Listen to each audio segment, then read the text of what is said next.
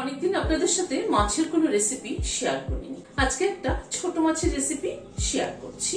আজকে বাজারে ভীষণ ভালো জ্যান্ত ট্যাংরা পেয়েছিলাম। ছোট ছোট ট্যাংরাগুলো খেতে কিন্তু দারুণ টেস্টি। তাই দিয়ে একটা পাতলা ঝোল করেছি আলু ঝিঙে দিয়ে, কালো জিরে ধনেপাতা এবং কাঁচা লঙ্কা বাটা দিয়ে। দারুণ হয়েছিল কিন্তু খেতে।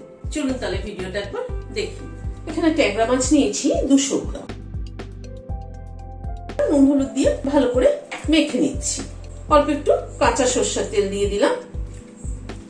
একটা মশলা বাটার জন্য শিলনোড়া নিলাম। খানিকটা ধনেপাতা নিয়ে নিলাম। হাফ চামচ কালো জিরে নিলাম। কালো জিরে বাটা দিয়ে পাতলা ঝোল কিন্তু দারুণ লাগে। একটা পাকা কাঁচা লঙ্কা ভেঙে নিয়ে নিলাম। কালো জিরের কিন্তু ফ্লেভারটা দারুণ লাগে, সেজন্য কালো জিরের পরিমাণটা কিন্তু বুঝে দিতে হবে। কালো জিরের পরিমাণ বেশি হয়ে গেলে কিন্তু তেতো লাগবে। মশলাটা বেটে নিলাম। সরষের তেল দিচ্ছি, মাছ ছেড়ে দিচ্ছি, দিয়ে একটু ঢেকে দিচ্ছি, কারণ ট্যাংরা মাছ কিন্তু ফোটে খুব।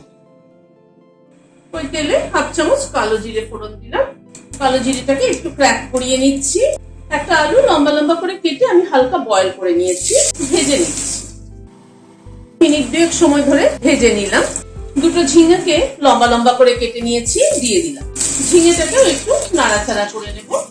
আলু আর ঝিঙেটাকে আবার একটু নাড়াচাড়া করে নিলাম।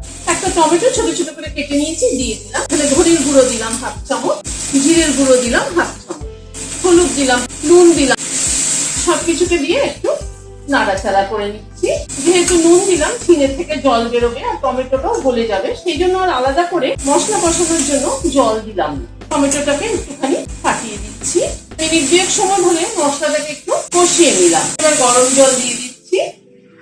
যেহেতু পাতলা ঝোল, সেই জন্য জলের পরিমাণটা একটু বেশি দিতে হবে। মাছগুলোকে দিয়ে দিলাম। ঢেকে দিচ্ছি একটু।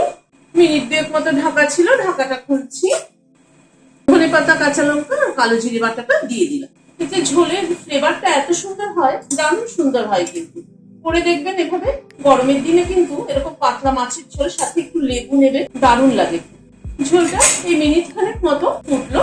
তো কাঁচা লঙ্কা মাথাটা চিড়ে দিয়ে দিলাম ফ্লেভারের জন্য। আর অল্প একটু কাঁচা সরষের তেল ছড়িয়ে দিচ্ছি, মিশিয়ে দিলাম। গ্যাসের ফ্লেমটাকে বন্ধ করে দিলাম, দিয়ে ঢেকে দিচ্ছি স্ট্যান্ডিং টাইম 5 মিনিট। ভিডিওটি যদি ভালো লেগে থাকে তাহলে একটা লাইক এবং সাবস্ক্রাইব করার অনুরোধ রইল। আজ তাহলে এখানে শেষ করছি। নমস্কার।